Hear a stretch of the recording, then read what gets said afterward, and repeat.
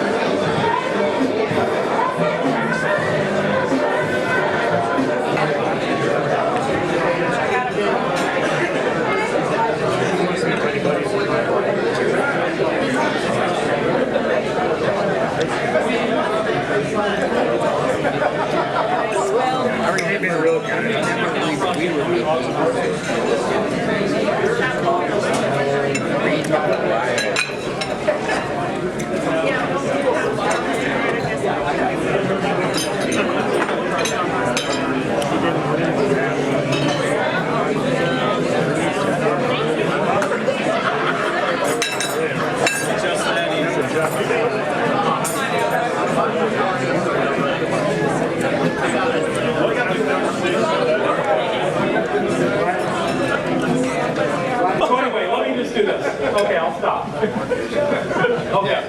But anyway, I wanted to welcome everybody here tonight, and I can't thank you enough for everybody joining us.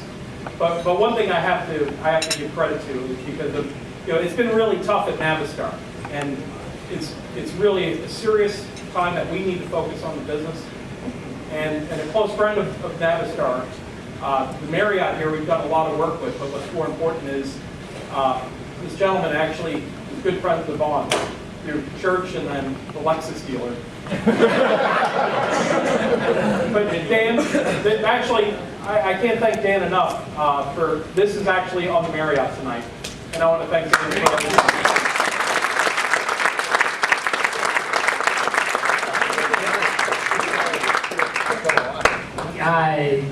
you know what, Vaughn is besides a business partner, a friend. We live in the same community. I know when he's not at church, and I typically remind him of that. And I also know that if I need to do a little business, when he's going to be at the Lexus dealership to get his car washed. So, but really, on behalf of this hotel, Vaughn's relationship, Navistar, neighbors, you've brought us a lot of business. We now have a Tequila Friday afternoon club.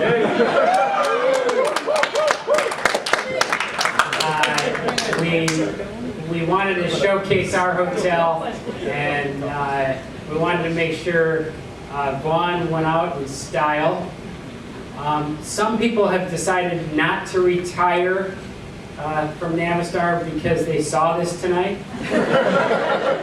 I think I met Mr. Allen, and we made sure that you all you see what this is all about, but we don't want anyone to retire.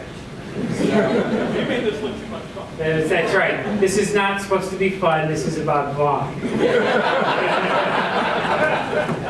So thank you very much on behalf of the Naperville Marriott Hotel. Vaughn, congratulations. And we're gonna. I know I'll still see you around. So thank you.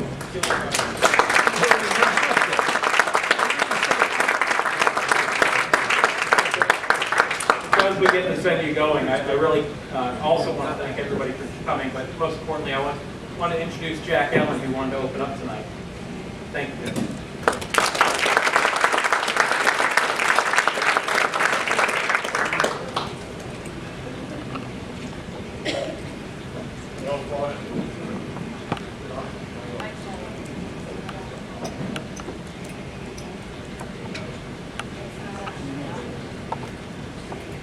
Son?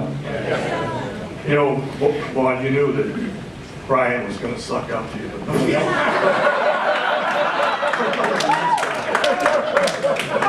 just to make that real.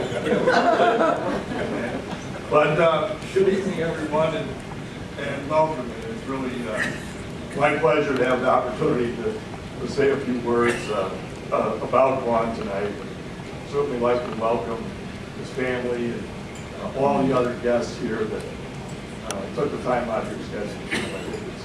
It's fantastic. You know, to me, this is what a retirement party, should really be all about. It's a gathering of your friends, your family, your colleagues, people that you've worked with over the year.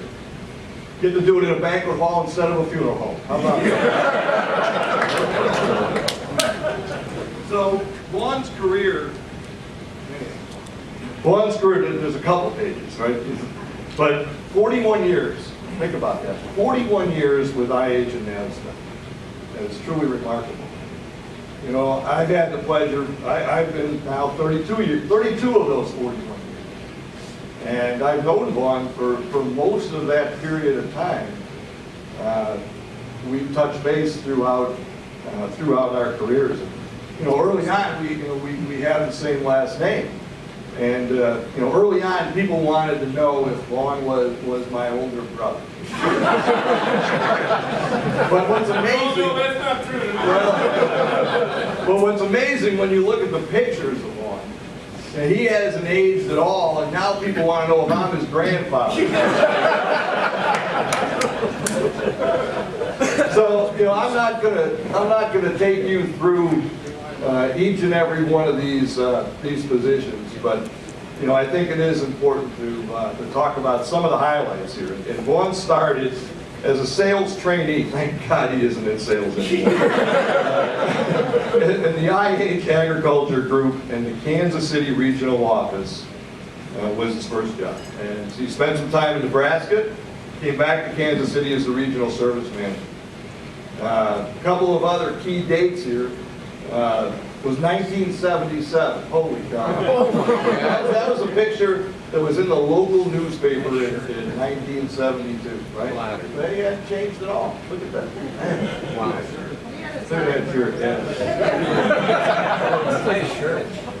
So in 1977 was a key date, right? Because in 1977, real important things in Vaughn's life, and he knows which one is the most important. And that's that he got Nancy. But close behind that, International Harvester introduced the axial flow combine. So it's real easy for him to remember when he really met Nancy because of the axial flow combine. A revolutionary product that's still revolutionary today, right, Vaughn? Good recovery. Yeah, nice try, Vaughn. And he came to Chicago in 1979. He had a little navigation through the IH sale in 1984, the sale of the ag division, but quickly recovered, and really from that point forward in Vaughn's career, he progressed, through Navistar, in many different positions, but all of them really focused on customer service from that point on. And you know, I think that when I think about Vaughn, I think of someone who's really a very special leader. And I try to think, over the last few days getting ready for this, what is it about Vaughn? What are those traits that I think really made him a leader? So I'll mention just a couple. The first one is he likes people. You think about it, Vaughn likes people. And I happen to believe that you really can't be a great leader if you don't like people. Now, not everybody likes Vaughn. But it's very important though that he likes people. I think another one is a vision and a passion. There is probably no one more passionate about our company than I've ever met than Vaughn. And his real passion has been to improve business for the dealers and improve business for the customers. And through this period of time, which really made Vaughn successful in my mind is one key word: instruction. You don't have to like what he told you, but you trust that he did his work and you trust that he's good with his word. I think that's a great attribute for anybody that can do. So, beyond that, I think he's a developer of great teams, and I think there's a lot of people in this room that would agree with me that you've been part of a team that either Vaughn has led or part of a team that Vaughn has been on, and that's made us all better because of that association with Vaughn. And for myself speaking as a leader in this company, I never wanted Vaughn too far away. And if you think about the last number of years and stuff, I made it a point that Vaughn was never too far away. And I thank you for that. I thank you.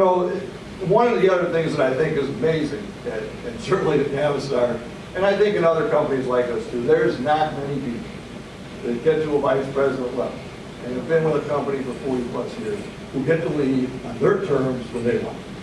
Congratulations. There's another guy sitting there over there. And not too many people get that opportunity, and I think that's really special.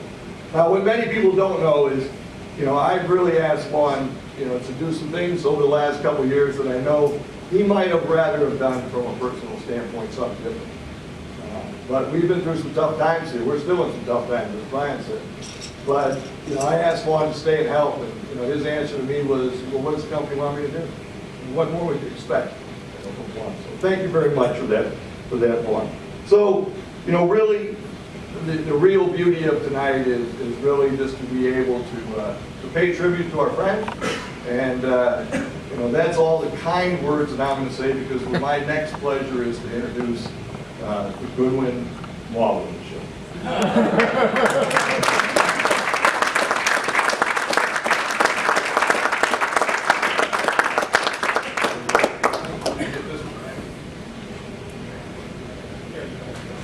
Anthony. Doors. Where's that? It's behind the podium. Where you got?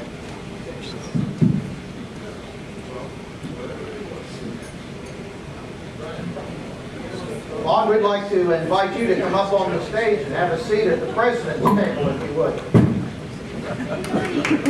Yeah.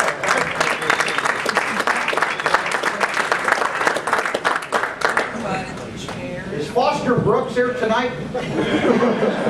How many, by a show of hands, how many people have ever heard of Foster Brooks? Hell yeah. I tried to find him. Wouldn't he have been funny to come up here? I don't have a beard one. Then he looked good sitting in this chair. King. Everything okay? This is the Charles Goodman, John Maudlin show. I'm the deer in Orlando, and he's from Amelia, Virginia. And this is a special night for us. Inasmuch as we've known Vaughn for a number of years. I started with the company June the 6th, 1973.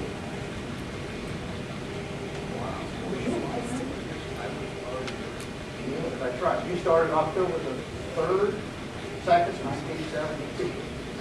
So he beat. You could be part of the program. And we'll be. So they invited us, Brian invited us to come up here and say little things. They said, we want you to roast him. I said, roast him? As in, like, he's going to be mad at me when I leave? He goes, I don't know about that. I don't know about that. So we'll get started here. Charles and I are going to kind of double team. We're going to tell a few stories here. Hopefully you will laugh. If you don't think it's funny, if you laugh anyway, it will make me and Charles feel better. Okay? So I get to go first. How many people know what this vehicle is right here? When you raise your hand, this is an audience participant. This is CXT, right? I sold 7 of them, bought all 7 of them back. Here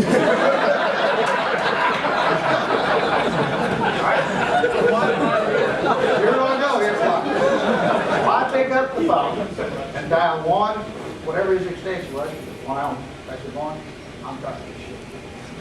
I've sold these things. They got some axle that's built in Italy that nobody's ever heard of. These guys are mad. He goes, I'm going to Michael Cancelleri and tell him we're not selling the MXD, the CXD, or any of these XDs no more. And he did. Remember that, Michael? I do. So he stopped the bleeding for International Truck and Engine Company for this vehicle that caused us a lot of pain. Caused us a lot of pain. Remember that? So we tip our hat. You say, well, this is a roast. This is a congratulatory item that I think needed to be done. I'll never forget, as a dealer, this guy calls me on the phone, and I can't remember what he said. He came from Freightliner. He said, John, I want to fly down there and introduce you to the XT family. I said, no, what is that? So he sends me these pictures. I said, brother, you need to go to HR and post for a new job. This will not last long. Trust me when I tell you, we've been through these things before, and they never last. And I congratulate you for blocking that. All right, Charles. We know from Jack's presentation that Vaughn's start was in the ag division. This happened to be a combine that he started in the field early in his career. That's Vaughn to the far right. I don't know how this happened, but it just so happens that the young man standing beside him is Anthony Balcones.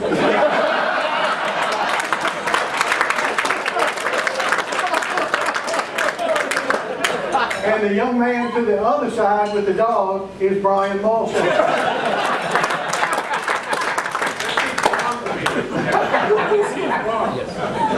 And the thing I really appreciate about Brian's picture is he still has his hair done from the night before when he was an Elvis impersonator. But the dog is one of 3 that Brian had. And we can't remember if this was ISIS, I know, or service partner that's with him in this picture. But Vaughn, we applaud how you got started. You're not alone from some of the rest of us. I started in the ag division as well, so I feel a real kinship to Vaughn and starting a combine in the When I grew up in Lotusport, Indiana, on a farm. So the word farm is not a new name, it's an H. We had a super M, H. Nice deal, nice practice.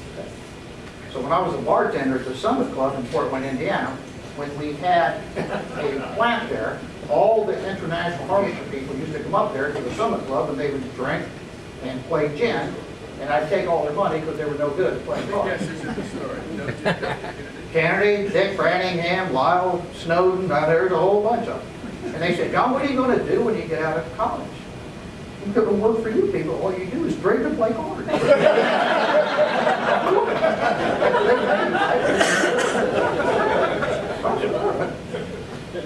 What in the world is this? This may be a little hard to see, but again, you noticed from Jack's slide that Vaughn left the ag division, and we believe that he left right after the attempt to make the actual flow combine fly never got off the ground.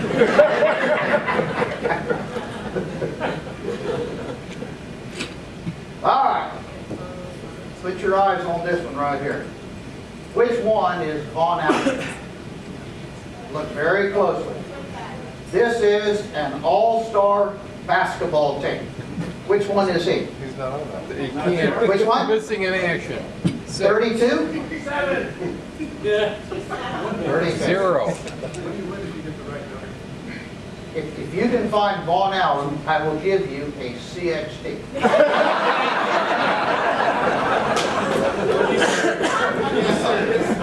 I've got one. Here's your answer. He's not in that picture. Then guess who is? All right, now which one is John Waddle? Yes, I am. 23, that's correct. This is when I grew up in Indiana as an all-star basketball player. And as we know, Vaughn loves the game of basketball, participates. I go to a meeting one time, he's got an arm sling and 3 fingers and all these things. And I said, Vaughn, you want to take me on it? So he tried. So I took him underneath the basket. I faked, he went up in the air, I took my elbow, hit him in the head. I scored, he fouled me, and I made the shot. It's partially true. Charles? I came to Chicago on a number of occasions to participate with the Service Warranty Advisory Board.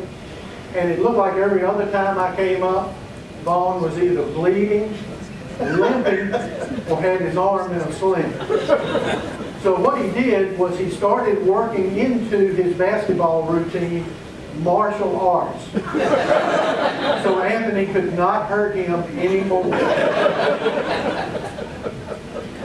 I've never worn shorts like that. How many people in here have ever heard of liar's poker?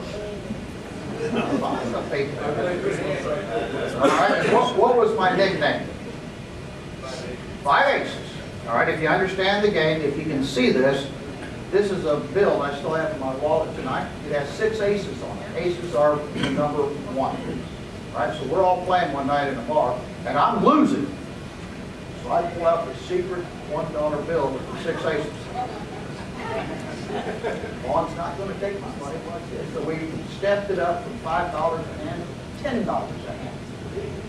So he starts off and says, 5 aces. I've got 6. I go, 9 aces. Everybody passes. I lost.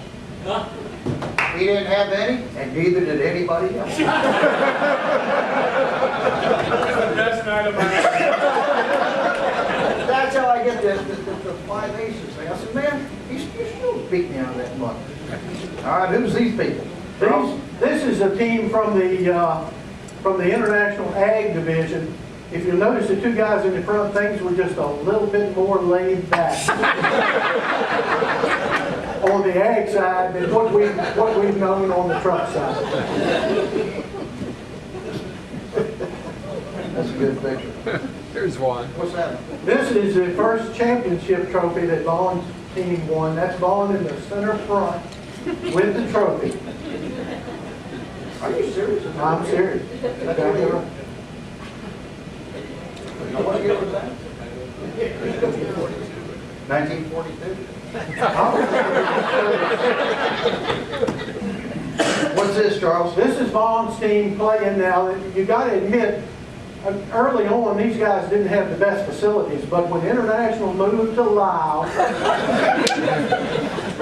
they were able to play in a facility this magnificent. And I believe they're playing in front of the Service Partner Organization.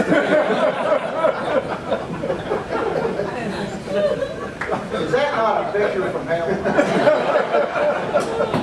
Brian Molstein sends me this picture and he says, call me. Brian Molstein. I said, what the hell is that? He said, that's Vaughn Allen's rendition of being able to read a computer.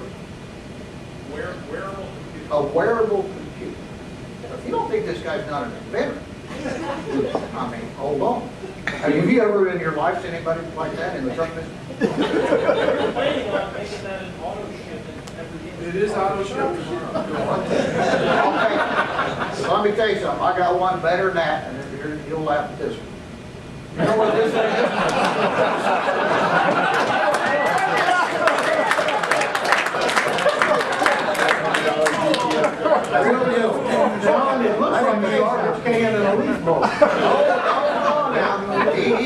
sensitive about these things. So here's the deal. They're all friends here. This thing costs $3,200. It's a direct ship. I got 6 dealerships, 32 times 6. I emailed my buddy Jack Allen. I said, Jack, look at this.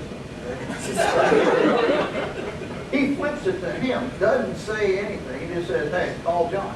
He calls him, you don't like my tool? I said, well, I love your tool. Well, you sent this thing to Jack, and you know, I said, he ripped me a new ass for about 15 minutes. I said, you know what, Vaughn? I love this tool. And you know what? In the end, it worked. As we knew it would. It provided customer service to the EGR cooler for our customers. And so I wanted to apologize to you publicly for the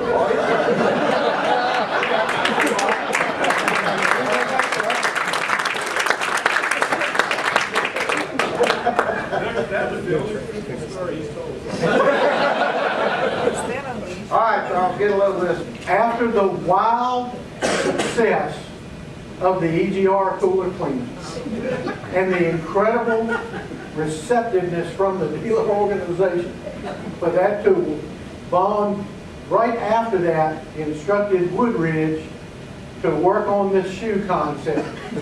I believe called the Max shoe.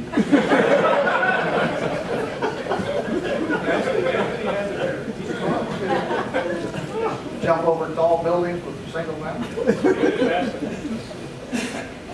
We're getting to the end here. There's no HR people in here, right? All right. I'll change what I'm going to say. Thank you. I have a list of international people that I send ham to every year for the holidays. You said, well, why are you sending ham? For our friendship. It's not about warranty claims. It's not about being better than someone else. It's about being our friend. So I've been sending one to him for, how long, Nancy? 45 years, 50 years, something like that. And you know, he calls me about December 2nd or 30th. Hey, how you doing? I said, it's the annual call, huh? He said, yeah. He said, Nancy wants to know, are you going to like, you know, sit in the hand? I said, he said, your family's over here. You know, he said, oh, he's probably liked me. He said, you know what, John, what we did? We all toast. So I'm asking the children, is it true? It was very nice to meet you today.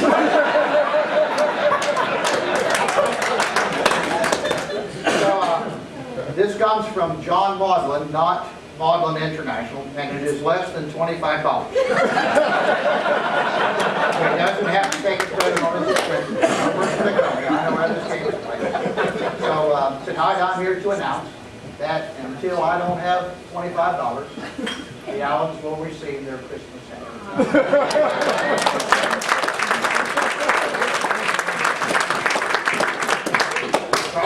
So we know Vaughn's retiring. There's going to be big shoes to fill at Navistar as well as on the basketball court. Here is the manager of the basketball team. Looks familiar to me, but I can't say who that might be. Accepting and signing up Vaughn's replacement on the team.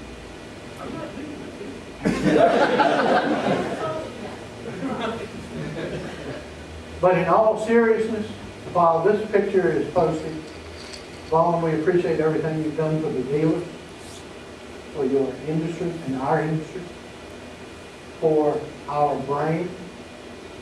We appreciate everything you've done. You're going to be hard to replace. You're going to be missed. And in our estimation, you've been a giant in the industry.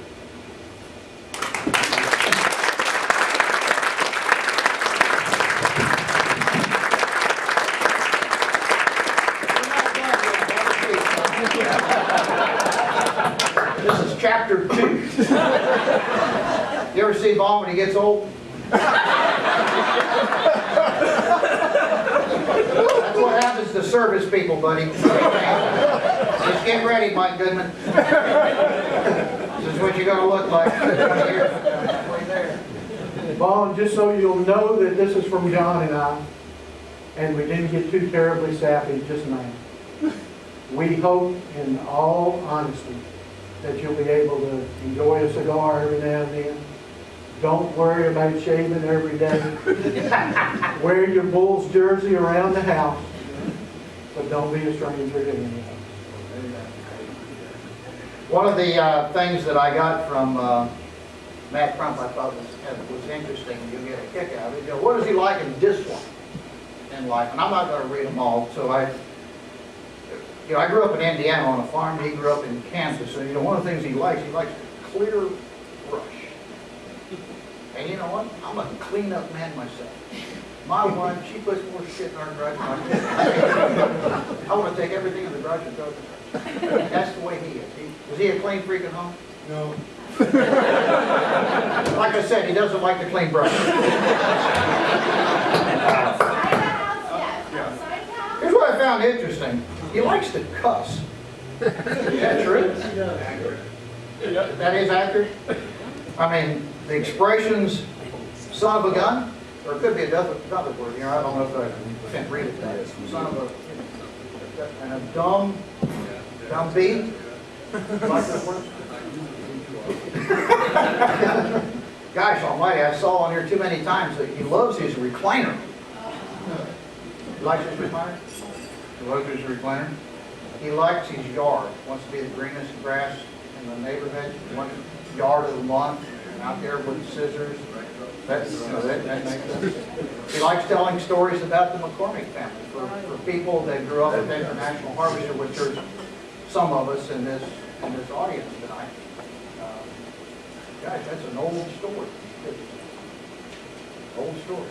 Old International Harvester. Guys, if they let me vote, I'd vote the name out. Nobody asked me to vote. Here's the one. Me and Jack have been there many times. Hanging with the mobsters at Gibson's. So we've been down there a few times. Gibson's is a downtown Chicago establishment. It's a restaurant. It's a very nice place to eat, high-end. When you walk in there, you better wear a dark suit, white shirt, dark tie, and black hair. There's a lot of people in there who look like that. I thought that was funny. He loves his porch. Must have a front porch. You sit out there, and is there a recliner on the front porch? Well, you get one. He loves his home state of Kansas.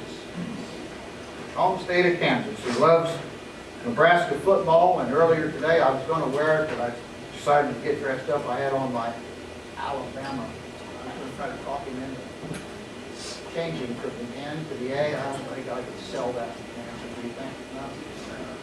He loves the Red Power magazine. I assume that has something to do with International Harvester. Bulls basketball. What a great run that they had with Jordan and Pippen and all that. Loves to play basketball, as we know.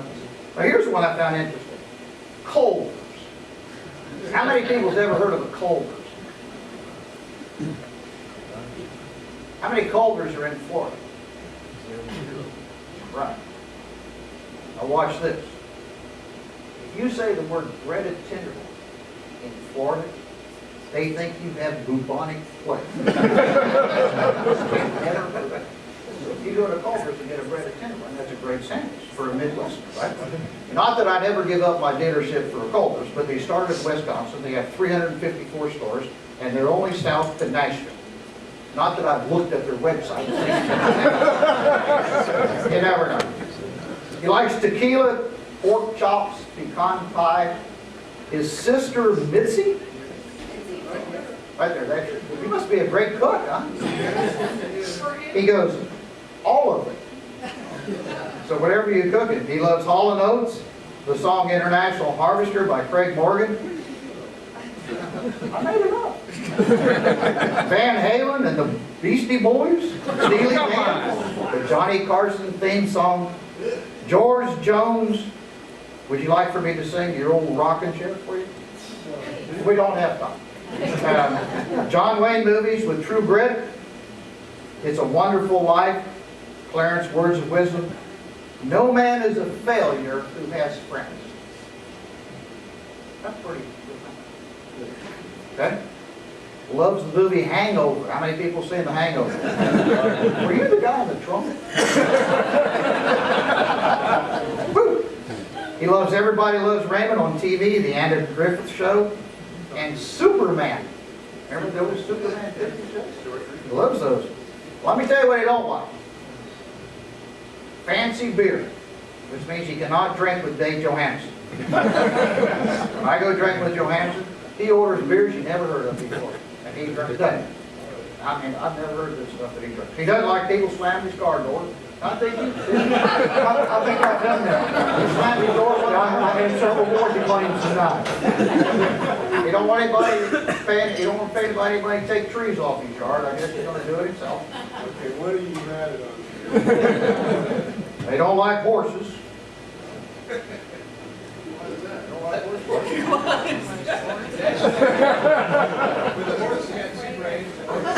He said riding a horse versus a motorcycle because a horse, there are two brains that work instead of one. He'd rather ride a motorcycle? Oh, okay. He doesn't like the New York subway. Doesn't like to swim. Doesn't like losing at anything. Is that true, family? You all play cards, you like cheat beach and all that? No, I think so. You know, one of our dearly departed friends, Rex Dodge. How many people remember Rex Dodge? What a great guy, right? When I worked for the company, we was at a meeting one time, and it was a leadership meeting, and there was probably 300-400 people in the audience. And John Horn was in charge. He was standing up here like I am. And somebody said something, he said, well, Rex, where are you at? Stand up. So Rex stands up. Vaughn says, hey Rex, they said to stand up. Rex said, son of a bitch, I am standing up. I thought that was funny. When I took over as the Southeast Region VP, I took Johnny Brewer into my office, and you'll see his picture. That's not him. He's been on these pictures before.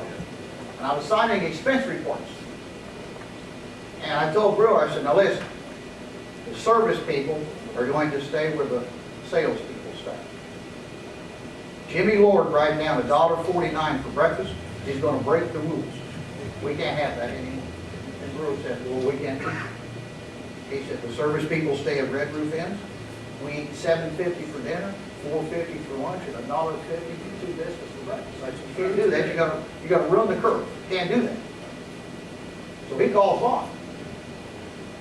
Vaughn Allen. He said, why are you telling my people where I got to stay? I said, well, you're going to get me fired. He goes, so? So I thought, you know, hey, get out of the Red Roof Inns. He said, no, we're not going to do that. I don't know how many people know that my sister-in-law, Mary Sue Maudlin, worked for George Huffman. Is George here tonight? I thought I saw an RSVP that he was coming. He didn't make it. Okay. I love little George. Mary Sue worked in Fort Wayne, and I called her when I got this assignment. I said, you got anything I can tell about Vaughn that people get a laugh at? And she goes, I love it when Vaughn used to come to town. You'd have to know Mary Sue if he knows. He goes, he wants spatial pillows. He has spatial coffee. He wants spatial breakfast. He wants a spatial this. He wants a spatial that. And you know what? We love doing it for her. I thought that was good. She was a sweetheart, wasn't she? I'm just about done.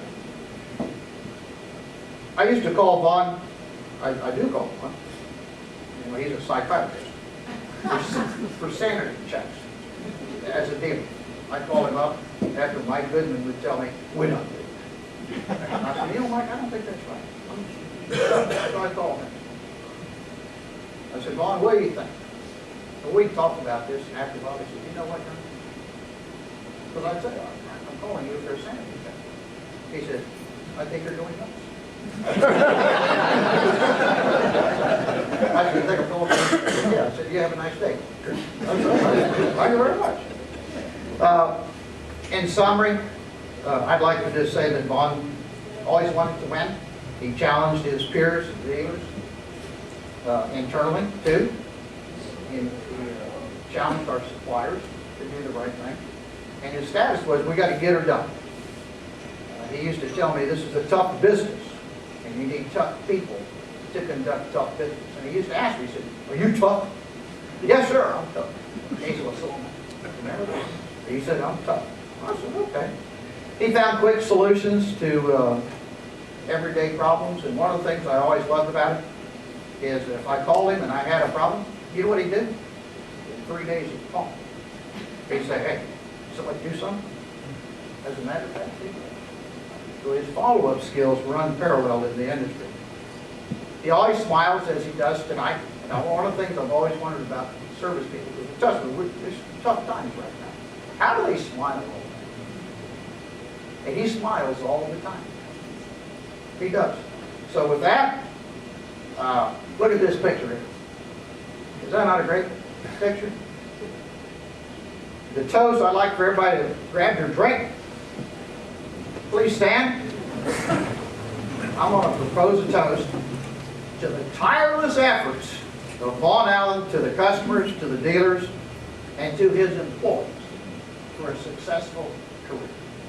Here, here. Here, here. You're welcome. All right. We got a video here that Brian has called the Vaughn Allen's New Tech Service Addressing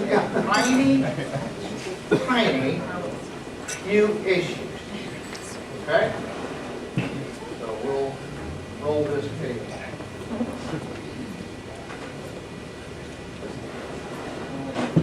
I think I'm going to come down here with Brian. Come here.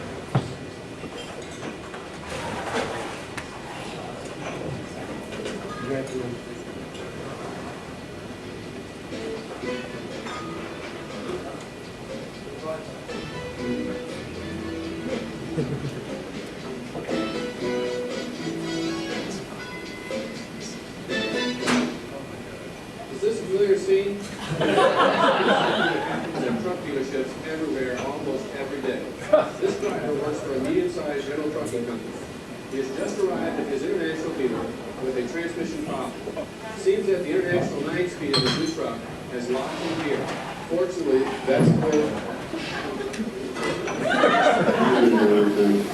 way it is today. That's the way it is today in a few cases. Fortunately, in a tiny few cases.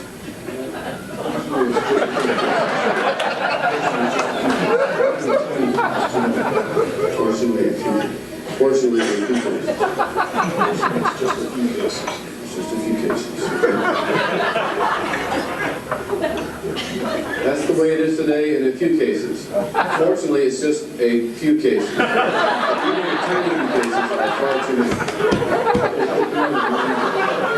That's the way it is today in a few cases. Fortunately, it's just a tiny few. We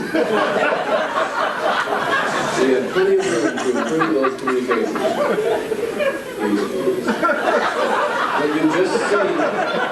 What you've seen in this introduction of Tech Central is... That's how you did it. They look good. 1 to 2? Yeah. Okay. And every customer is entitled to and shall receive 2 distinct services. One from the product itself and the other from the organization in back of it. I'd like to do one more.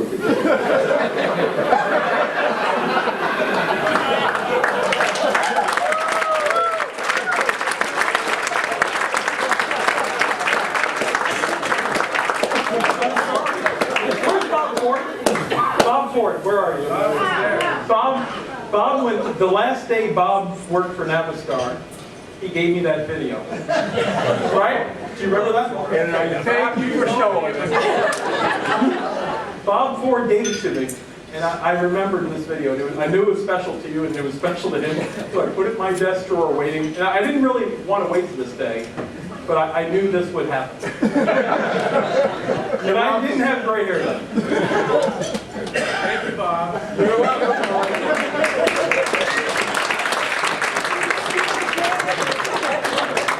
And by the way, Phil Tyndall, I've got a few videos for you already. So first off, I'm not good at roasting, and what I want to do is I think your career is something to go down, and I want everybody to remember. So what we've done is we built a Farmer's Almanac. because of, and actually when I say we, I got to give an incredible amount of credit to Matt Crum and the people that are working with his team. So we put together a book that actually takes all the information. There's a number of things that are in here. And actually, Matt, you might want to get the other book for him. It's everything about the history and the things that Vaughn has taught us. And it's something for us to remember. But the one thing Vaughn was really about is innovating. Vaughn, every time we started a service manager meeting, he always had to show a timeline of the things we've done with our dealers. And it was always an amazing amount of work. So we want to make sure everybody got a copy of the things that Vaughn has driven in our organization. And we want to make sure we give you all of that. And Matt has also put together a book that actually has all the letters that were sent in to us from everybody. I know Matt's been in the office at 4:30 every morning, and it's been an amazing amount of work. How do you know that? Yeah, he calls me from there. So innovations, but also we branded a name called Vaughnisms. Does anybody know some of the Vaughnisms that are in front of you today? You work quick. Me being from Florida, southern Florida, I really didn't know what crazier than a peach orchard boar was. I didn't hear like a high horsepower tractor with loose steering. I really didn't, but I found Anthony recently taught me some of the Vaughnisms. But you gotta love shiny things. That's sort of an inside thing. I would one day take a pen out of my pocket. And it was really funny because it was shiny. And then all of a sudden Vaughn would be like, "Where'd you get that?" And I literally could do this, and he would follow it. He loved shiny things. So anytime like marketing or somebody would give me something, I said, "You gotta give me two." So I know what's going to happen. So there was a number of Vaughnisms that I didn't even understand. And actually, I finally, Beth recently gave me a hedge apple, because I didn't even know what a hedge apple was. So, but over the years, I've also given Vaughn a lot of abuse. And it started with Happy Holidays. There was a gentleman that worked for our organization, Carlos Junquera, and he was very close with Vaughn. And some of the staff members were like worried because he was very close with him. So all of a sudden, we got our Christmas card from the Allen family. And Carlos was on the card.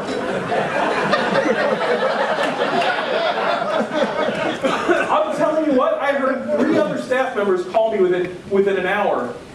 Julie, I remember Bob and Jim Hybeck. What the heck was this about? Well, Carlos was a foreign exchange student, and he came and he lived with the Allens. That's how he got his job. Oh, it makes sense, I think. Or customer support. Vaughn, at one dealer meeting, at that time, Verizon was bragging about how good they are at customer support. And Vaughn, I'll tell you, the organization, he really is so proud of the dealers. And we wanted to make sure people understand the organization behind Vaughn.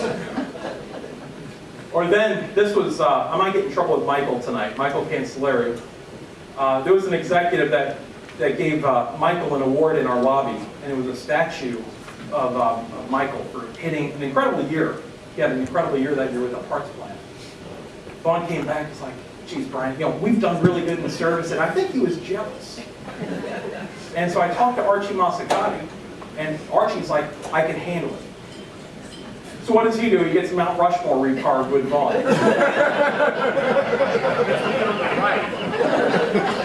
Literally, there were 3 people that drove to South Dakota that night. Guys, stop. He's not up there, really. It's Photoshop. Now, one thing, Vaughn is extremely close, and he reads all about Cyrus McCormick, our founder. And I remember going to Charles's place with Vaughn. We had a meeting in Virginia, and Charles, where was that, the location? Steele's something? Steele's Tavern. And we were going to have a really good meeting with Charles, but Vaughn said, Brian, why don't I drop you off? And I'm going to go to Steele's Tavern. Remember that day? So he actually went over, he's a history buff. But one thing we noticed is Cyrus looks a lot like Vaughn. But a friend of mine is with the FBI, and he actually found a way to do facial reconstruction. So he was able to remove the beard. And I swear to God.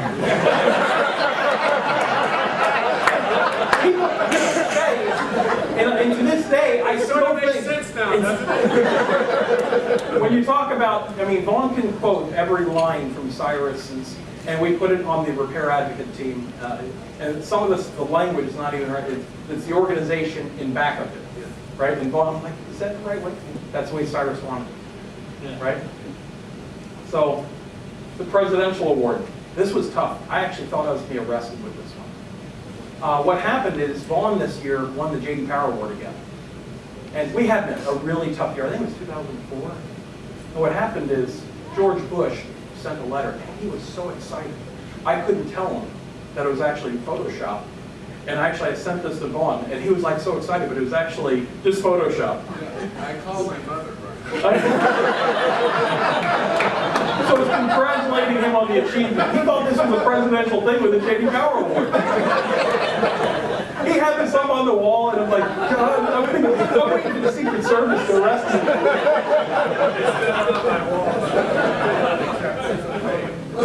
So then there was a year in 2010. I think you came down with poison ivy. What did the doctor give you? Yep. Gave him a lot. He wouldn't stop the steroids. So, as you see, every year we've had a great time together. And one of the things with Vaughn is I always think he's so cool. He's like the man of mystery. This year, I mean, I think some people have seen like his personality is so magnetic. He's unable to carry credit cards. His charm is so contagious. Vaccines have been created for it, right? And then he holds overhand. I think about Vaughn. So what I thought about is I've seen a lot of resemblance here as well. You got one here. Yeah.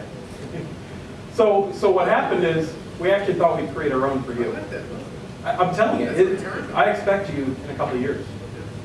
But he can parallel park a truck and trailer, steering with his knee.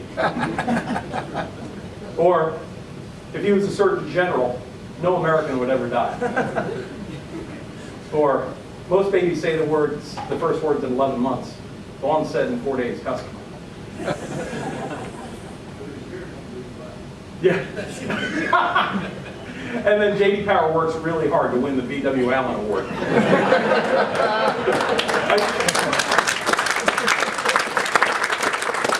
can't tell you how many years we've tried to manipulate that award lately. So, as a prank, Vaughn once heated the tank of a 9,000 premium conventional. But what happened is, there's this thing, it's like a robot. The truck is now known as Optimus Prime.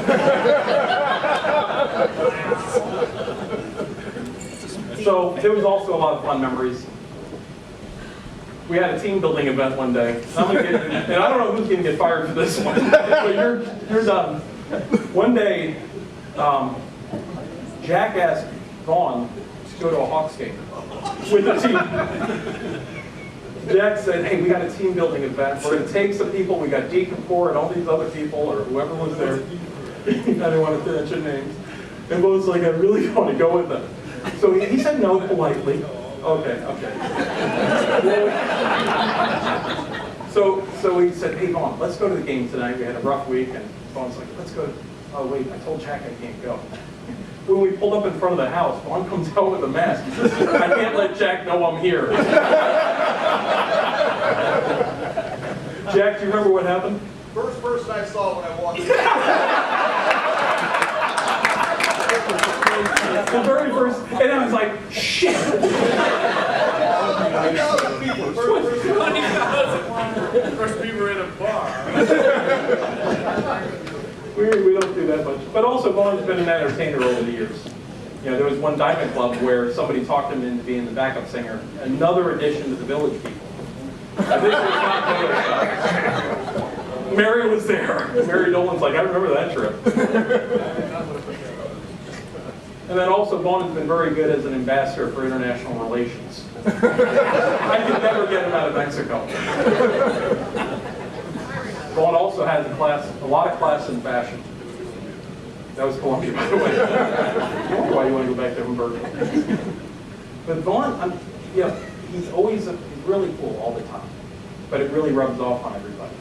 So the whole Remember that? That was not Photoshop. And then it was a baptism line.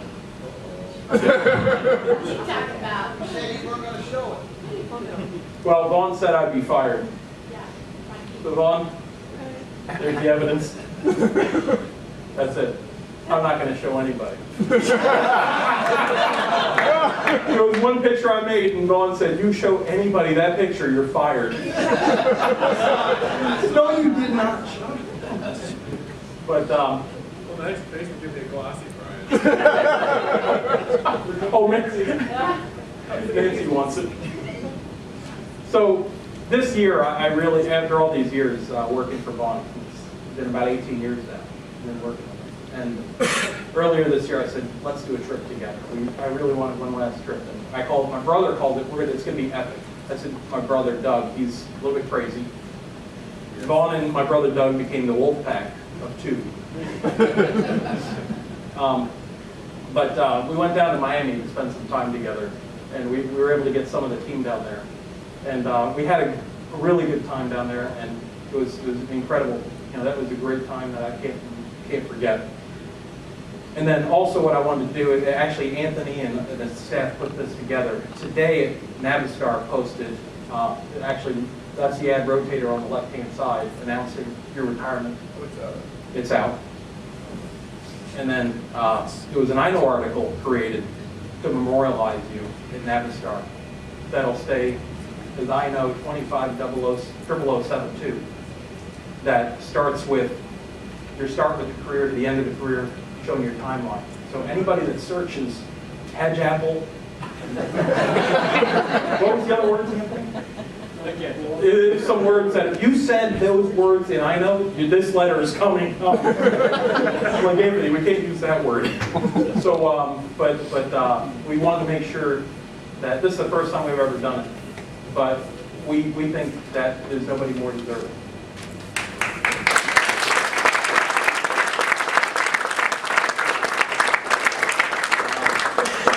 The most important thing for me is every morning when I remember Vaughn. And this was hard to get because I remember following Vaughn around the office and he was going, why the heck are you following? And there's one thing that I can always remember Vaughn every morning. What are you going to hear? Right? Kind of follow him around for like half an hour trying to get this recorded. So I want to make sure I sent this to staff so everybody can play it in the morning so they know you're still around. But so for all the time working for you, thank you, Vaughn.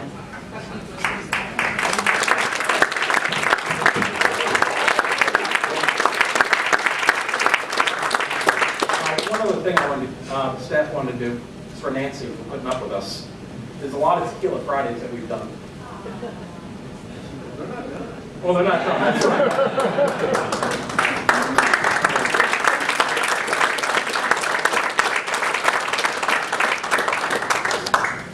So, what we're going to do is, Anthony had a few things for staff.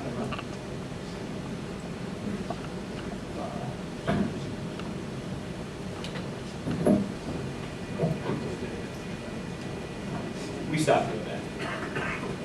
All right, so I think it's safe to say that you should never cross Brian because I'm pretty sure he has a file like that on everyone. With that said, you know, this is a big event, and Vaughn means a lot to us. You know, Jack mentioned Navistar is going to be a different place without Vaughn, and you know, the staff recognizes that. However, you know, the one thing Vaughn does is build a great team. So, you know, one thing that we can rest assured, the future's in good hands. You know, we have a really good team.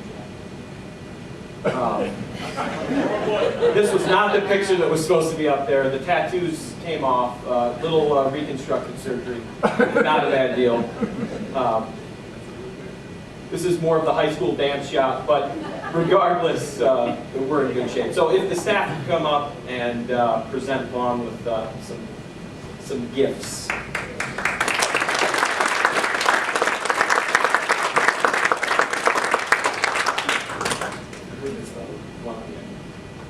This guy right here. Yeah.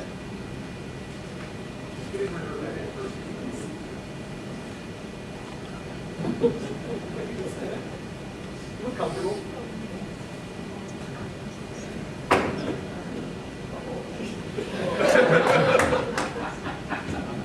George would be so proud. So we got a portrait of you and our signatures.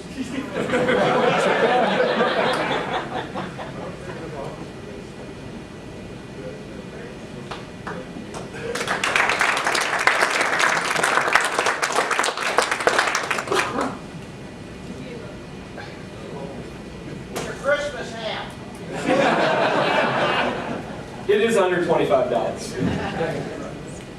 Yeah, it's impressive. I think that's how it works. That's how it works.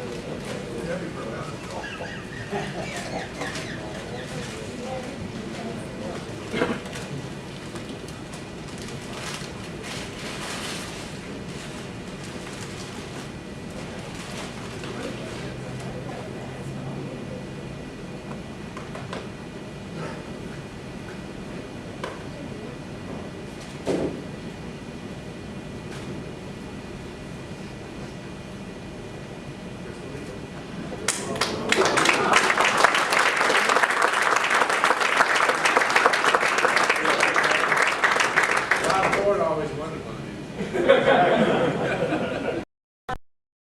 Everybody, two hands out. Two hands out. This is going to be, this is Everybody give me a thumbs up with one hand. Thumbs up with, Come on. thumbs up with one hand. Everybody with turn the thumb down. There you go. You with me? Are you ready? Take your other hand and grab the thumb.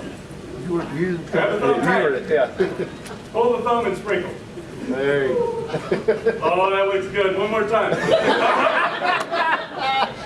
Turn the thumb down. Grab the thumb.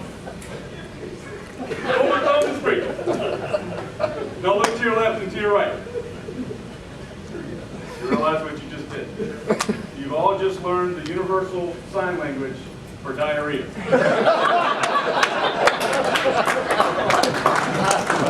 didn't have to see it. I didn't understand it either.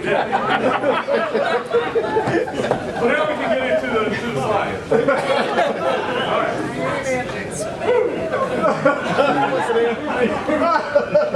That one's going to stick. Somewhere in this slide is Vaughn Allen, like many of the other slides. John, I'm not sure if he's really in this one or not. Hell, it could be you. 41. Two down from the coach, right? Yeah. Yeah, my own. Cyrus might be. Yes.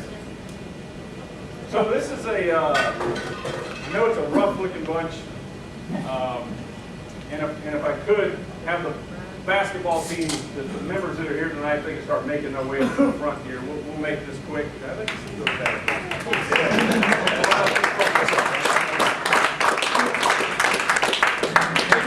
Yeah, I'm taking the drink. Now, there's a good chance they may foul each other, so if you see some pushing and shoving, that's part of the team. So, 3-point dive to get here. this is a, thank you. This is a special night, obviously to celebrate Vaughn, and we tried like hell to think of some nice things to say, but we thought we'd get right to the rest of it.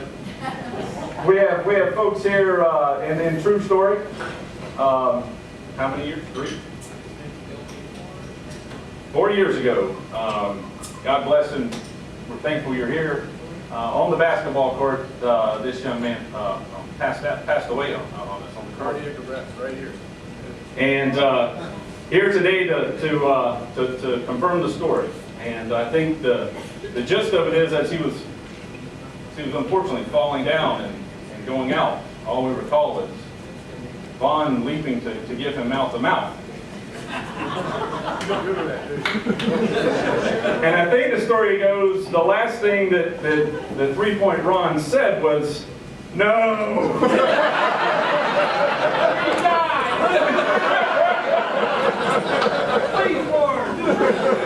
True story, right? That is all true. Most of that's true. Most of it. The diet part was true.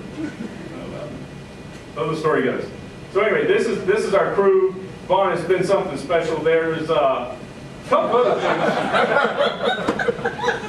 You know, the injuries that take place on the court keep going. We have bad knees. My first day on the job at Navistar, I walked in and met my new boss with my face, my black eye swollen shut. Right?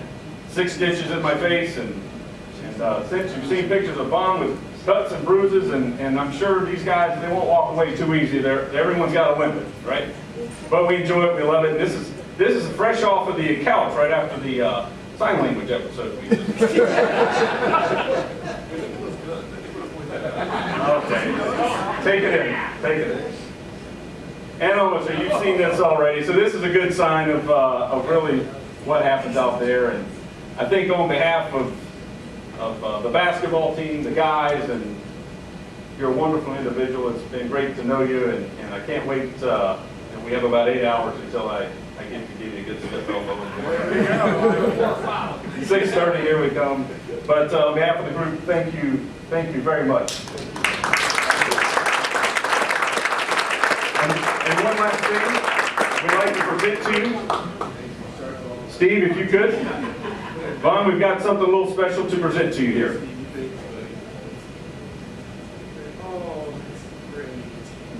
If you wanted to read a couple things here, and I guess one last story while Vaughn's taking this in is he's not afraid to put on another man's sweaty, dirty underwear.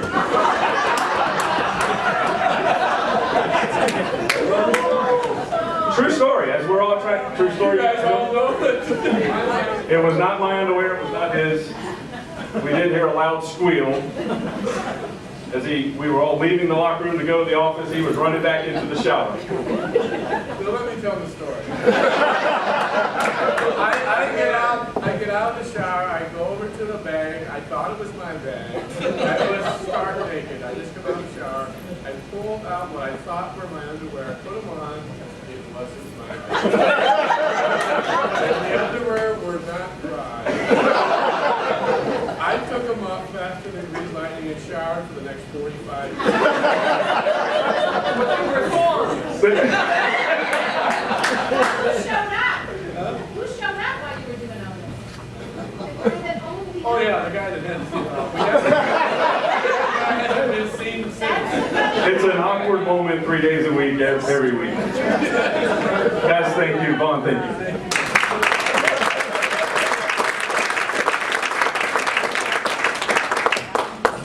I think Mike is a perfect example about how an open mic is important. So, with that said, we can end that early, and anyone else wants to come up and say a few words, please do. If not, I'd like to turn it over to anybody. A few words?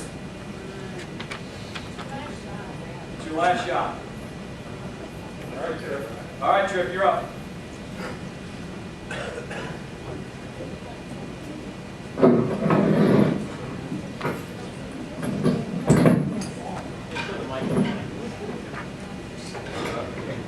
Give me a second.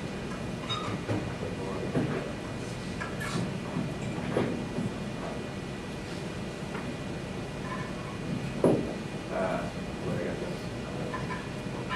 Is everybody coming?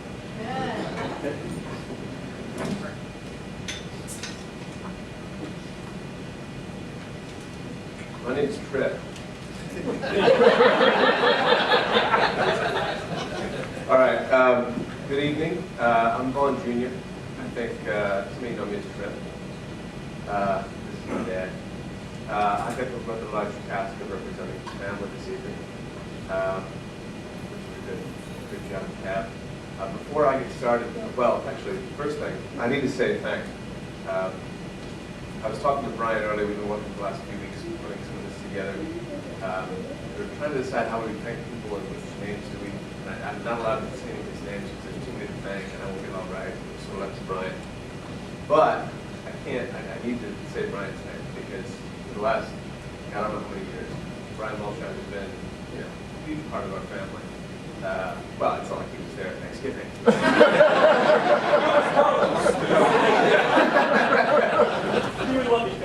But we would be remiss if we did not thank him fully for all of this, for so much. deeply meaningful, and we very much appreciate all of it.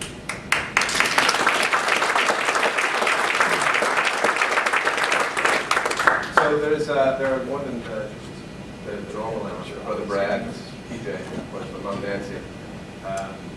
Got also Bill and Aunt Brenda, Pat and Mitzi, cousin Derek.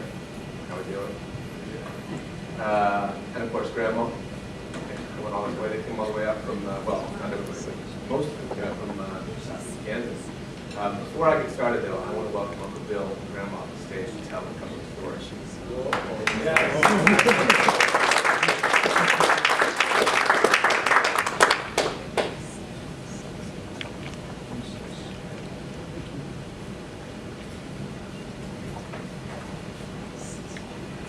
This one?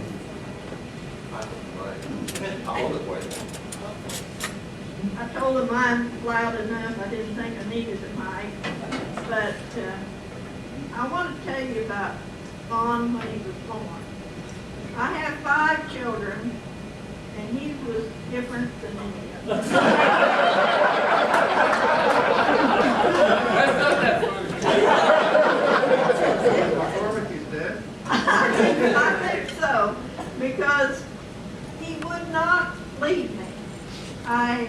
My husband and I had a business that we were trying to run, and I was needing somebody to babysit so we could take care of our business. I got a babysitter. He cried all the time he was gone. So, what did I do? I put him in a basket, took him to work with me, and did that till it was time for him to go to school. I was 18. So when he started to school, he was 6 years old, put him in the car with Bill. He was in the 3rd grade. Introduced him to the teacher. Thought I had him all lined up. I went back to the store and went to work. I looked up. Here comes Mom in the store. I said, "What are you doing here?" He said, "I've had enough of that and I'm not going back." He did go back. He cried all the way to school. But after I made him go to school that day, I didn't have any more trouble, and he did a wonderful job. He was a very good student from then on, but he was difficult to get started.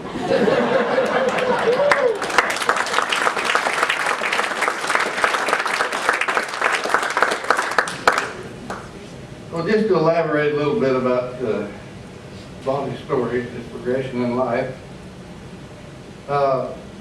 You know, when he was in the 1st grade, the teacher says to the class, she says, "I want you to say a sentence with the word fascinating."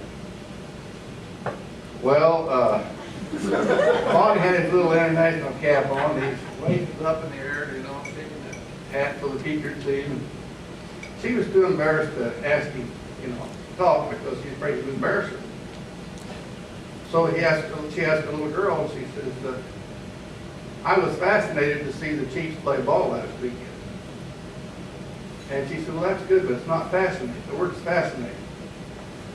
So then the little boy in the back had his hand held up with Bonnie. And she says, "Can you say the word fascinating?" And he says, it was fascinating to watch the Royals play this summer. And she said, "That's good, but it's not fascinating." So Bonnie, being the only one left, his little international hat held up, she says, "Okay, go ahead, Mom."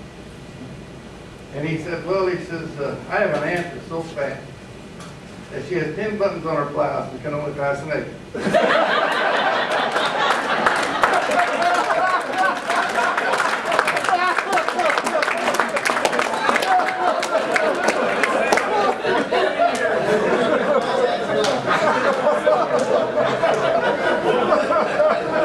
I couldn't wait to tell him that. No. We're going to start from the beginning. You know, there's a lot of things I can tell, but I'm not going to tell everything, so I'm not going to embarrass you. We love you. Okay. But, you know, we had a we had pigs, and we had cows, and we had to clean out the pig parlor, and we had a tractor with a scoop on it. And Bonnie, every time you drive a tractor to a gate or something, he'd fall down and act like you run over him. You're the dickens out of it. So I was out there running the tractor, trying to clean this pig parlor out. This is funny. And the rope broke on the scoop on the 3-point hitch on the back of the tractor.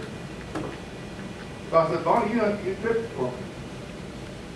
Well, he tripped it, and next thing I knew, he's jumping up and down, screaming and yelling. I thought, that's funny, you know, he's just trying to tease me. Well, I put all the pressure of that tractor on his fingers, and actually his fingers flat.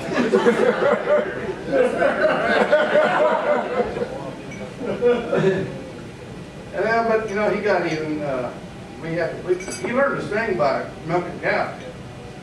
We had the radio on, you know, and we had all these wonderful songs in the 60s, and Bonnie was singing right along with him. That's how he learned to sing.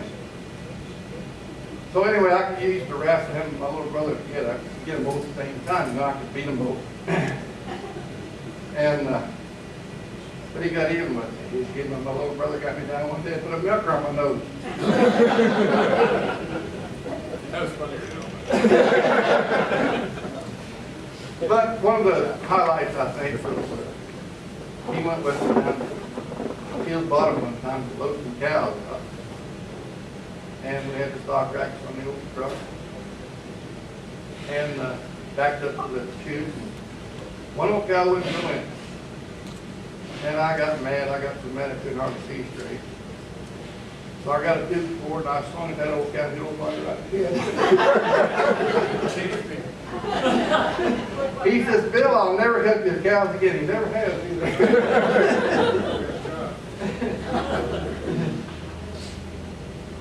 But, you know, he graduated from college and he was proud of it. He was looking forward to getting an interview to get a job. He come to me and he says, Bill, he says, I'm not getting any interviews. He says, I don't understand what's going on here. I said, well, Vaughn, I said, you know, you look like a hippie. You got to cut your hair and you might get an interview. And that's what he got a job with everything.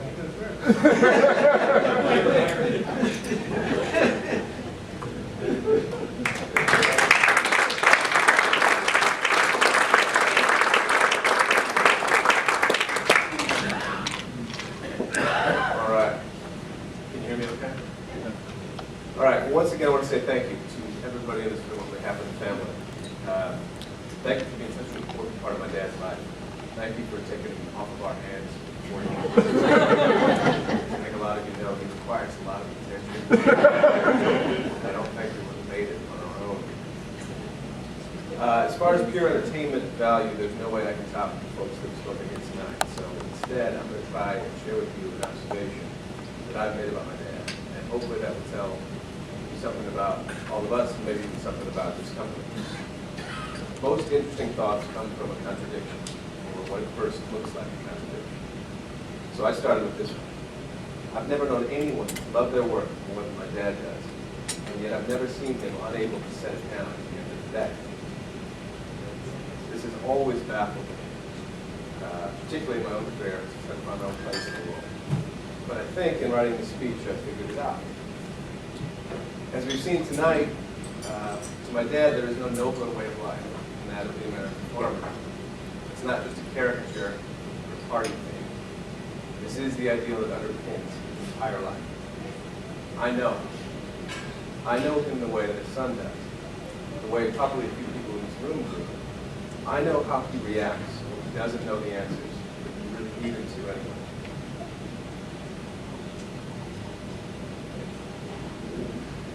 And I can tell you that my dad is a farmer.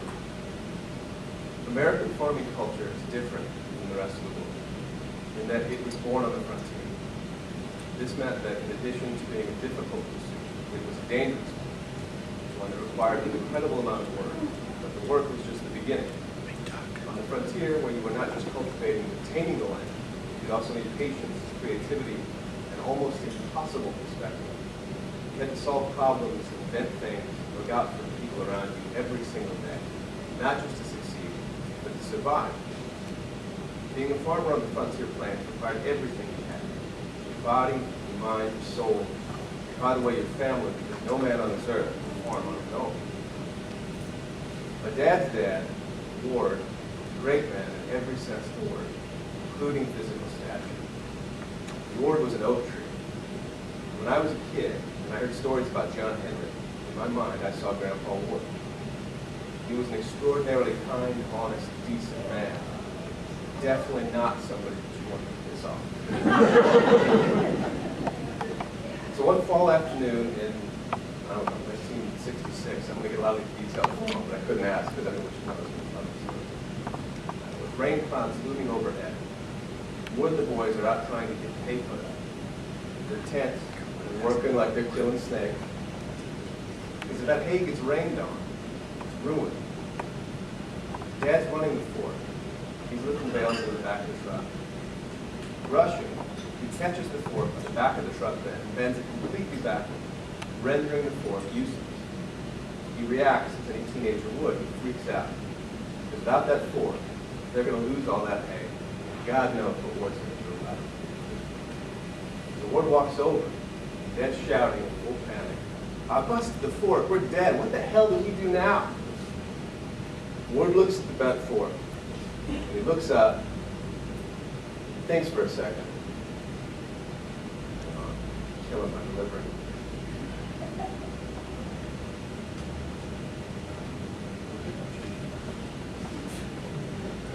Ward looks at the bent fork, he looks up, he thinks for a second, and he says, get the log chain out of the truck. My dad says, oh, what the hell good is a log chain going to do? You can't lift bales with a chain, we're dead.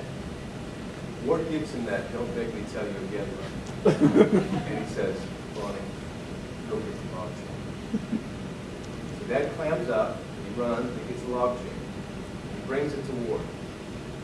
And Ward takes it, he wraps it around the fork and the tractor, and he uses the fork's own hydraulic force to bend it back into place. And Dad's stunned. To him, this is like the parting of the Red Sea. He can't believe his eyes. He says nothing. Ward says nothing. They finish loading. They beat the rain. Farming is not a profession. It's a calling. Like any calling, it's not enough to do the work. How you do it is just as important, because you don't have time to do anything twice. You can't farm by all-nighters. You can't panic. You can't waste. You will need to rest every single day. You even rest with purpose. And the only joy that you get from living such a disciplined life comes from a job well done and the people that you did it with. A farmer knows that's a good deal, because nothing else means a damn thing anyway. Those values are instinct to my dad. And that's why he loves his work so much, and why he has always been able to set it down at the end of the day. I didn't understand that, because I was thinking of work as something you do as fast as you can, so that eventually you can stop doing it. But work isn't something that you run from or that you run through. It's what you do with the people that you love. It's how you know them. It's how they know you. It's how you love them.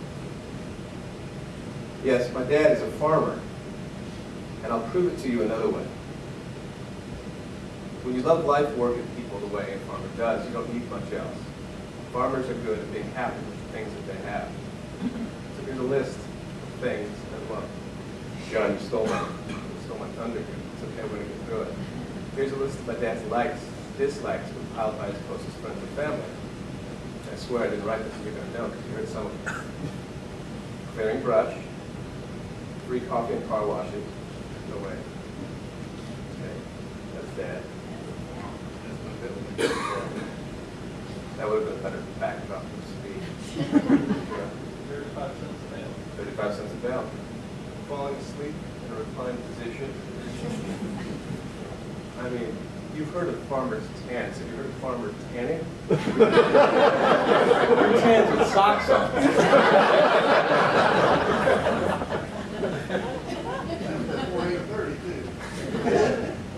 Growing the greenest grass in the block, telling stories about the McCormick family, scaring the shit out of Mom.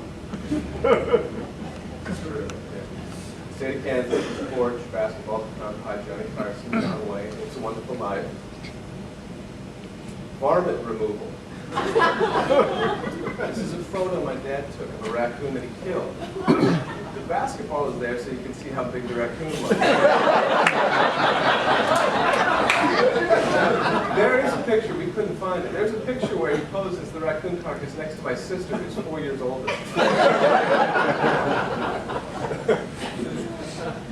Skid steer loaders, read Power Magazine, the expression dumb bastard. I'm sorry. And cussing about his dislikes. Quickly, his dislikes, horses, swimming, and slamming car doors. Those don't have anything to do with the story I was telling you, but I wanted to read them because they make him sound like a cat.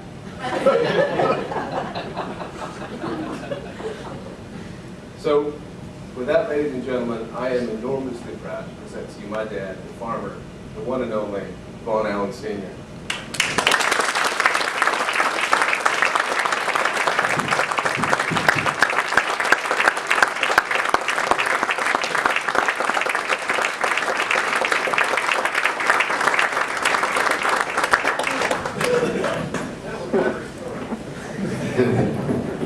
Bill, it's my turn.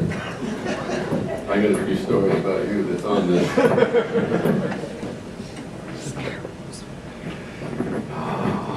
God, I hope I can do this. Okay. You know, you won't believe this, but I've been planning this event for 40 years. And you think I'm kidding.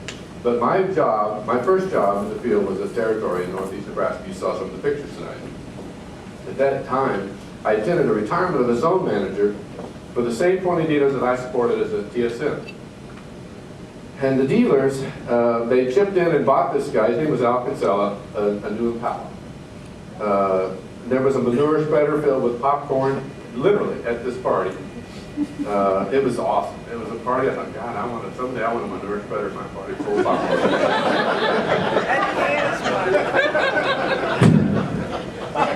And I got it. Yeah, I really did get it tonight.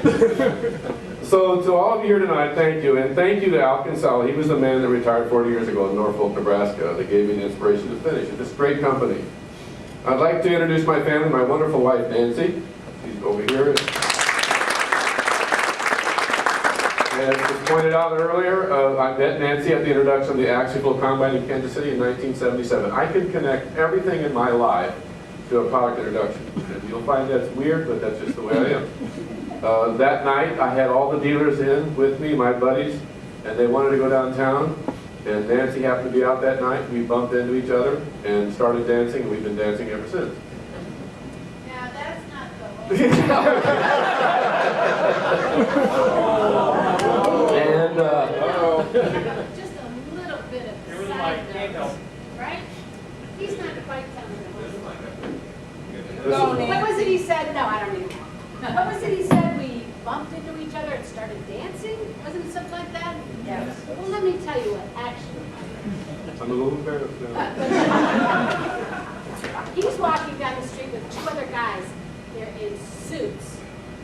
I'm with 10 women. We see the suits. We follow them into the place. Fanny's, right? Fanny's. Yeah. Okay. I'm sitting there. I am waiting. And waiting. And waiting. What in the... What? No. No, nothing's happening here. This brave man, I go over to his table of 3 people. I said, excuse me, which one of you 3 was going to ask me to dance? That's how the dancing got started.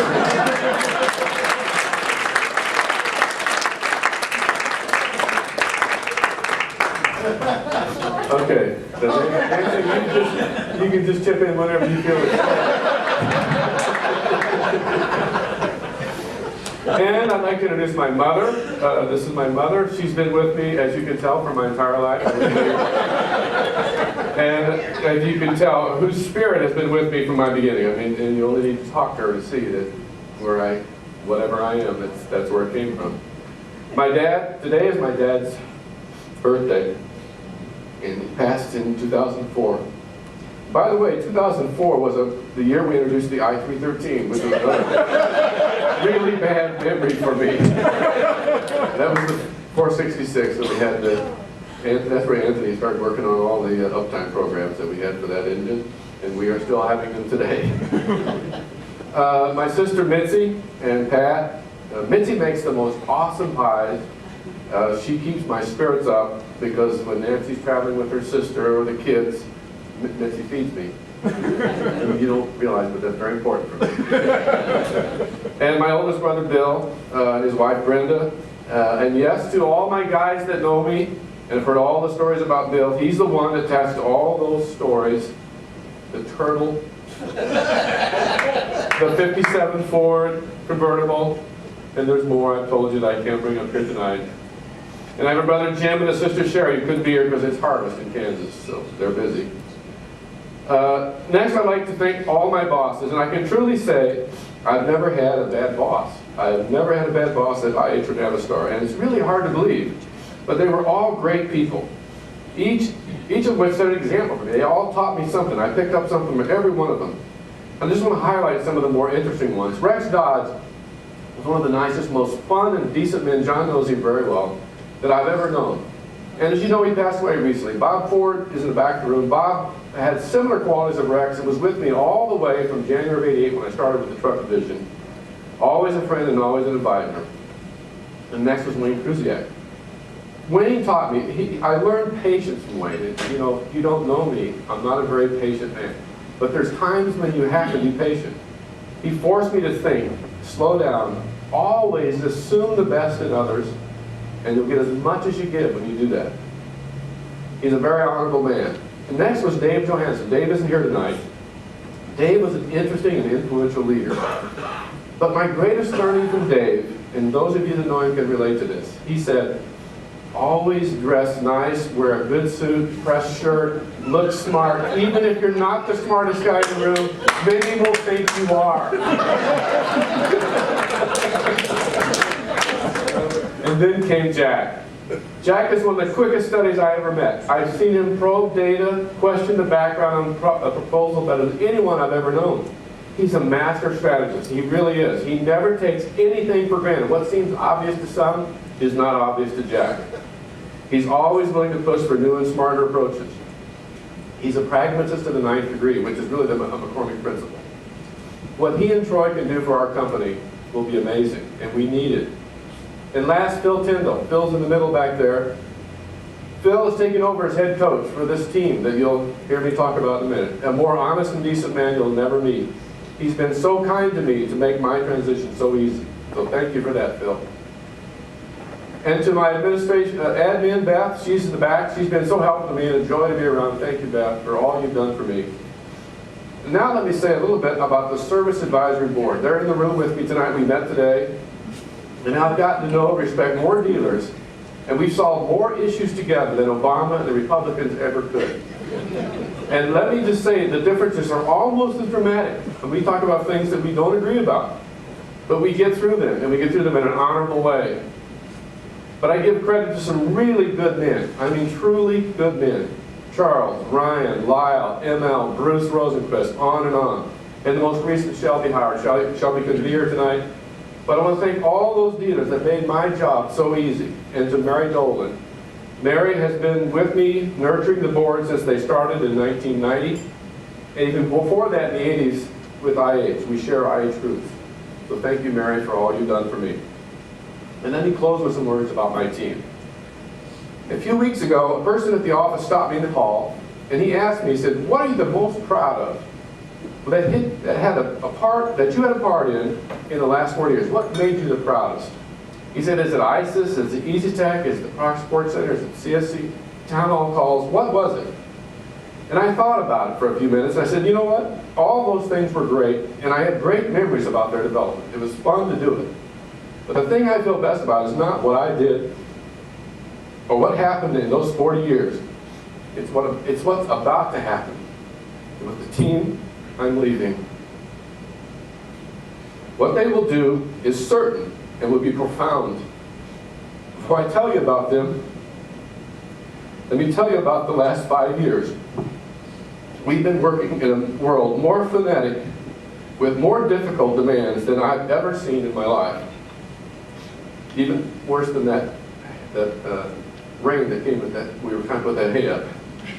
And this isn't hyperbole at all, I'm not exaggerating in the least. We've felt the pressure that brings day in and day out, weekends, work, calls at all hours, direct account fleets, difficult production partners, on and on. You name it, we faced it.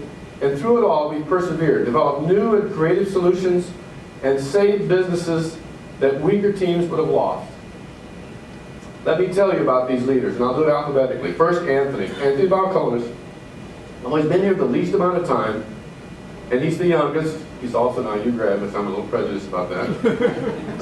He is wise beyond his years. His influence on the teams, his teams, is profound.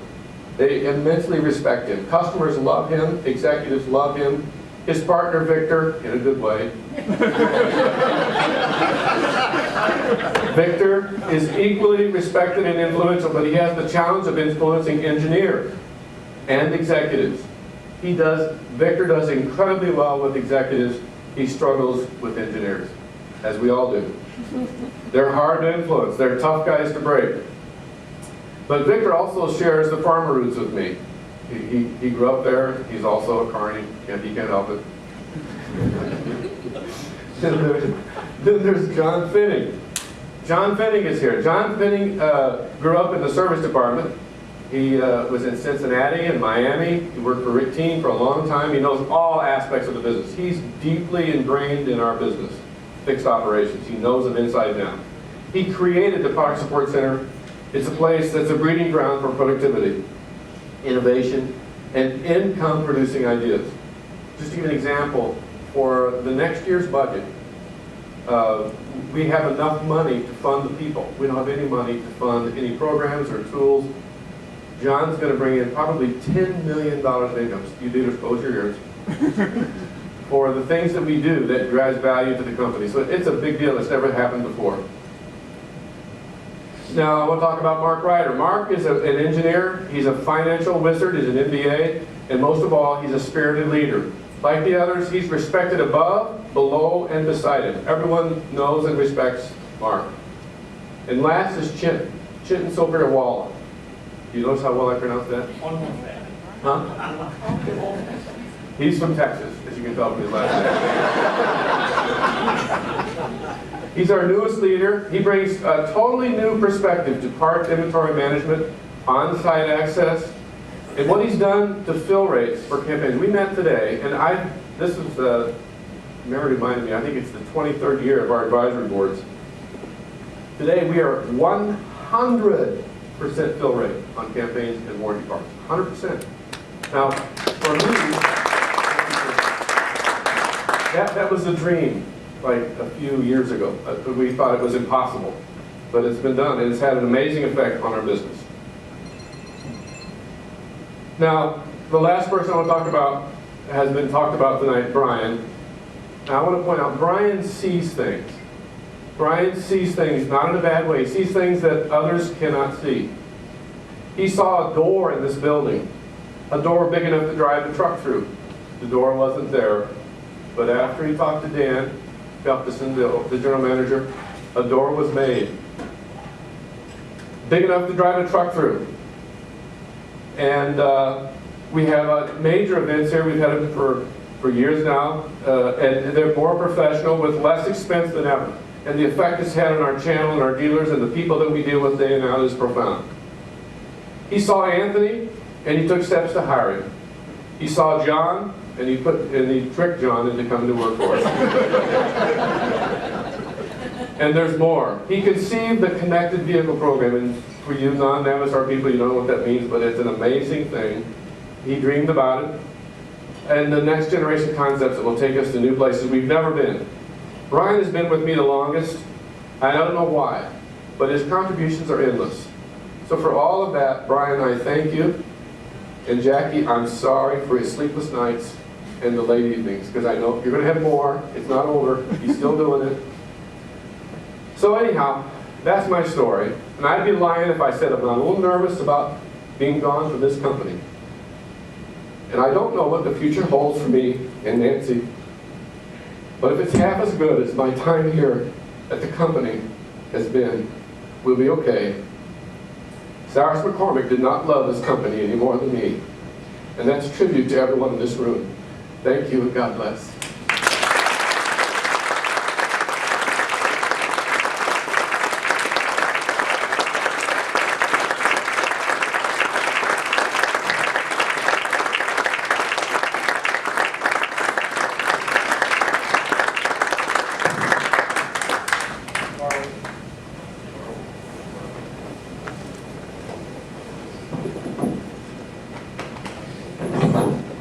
So anyway, I guess this concludes the evening. Hard to say, but the bar is open for one last, if anybody wants. But thank you everybody for joining us tonight.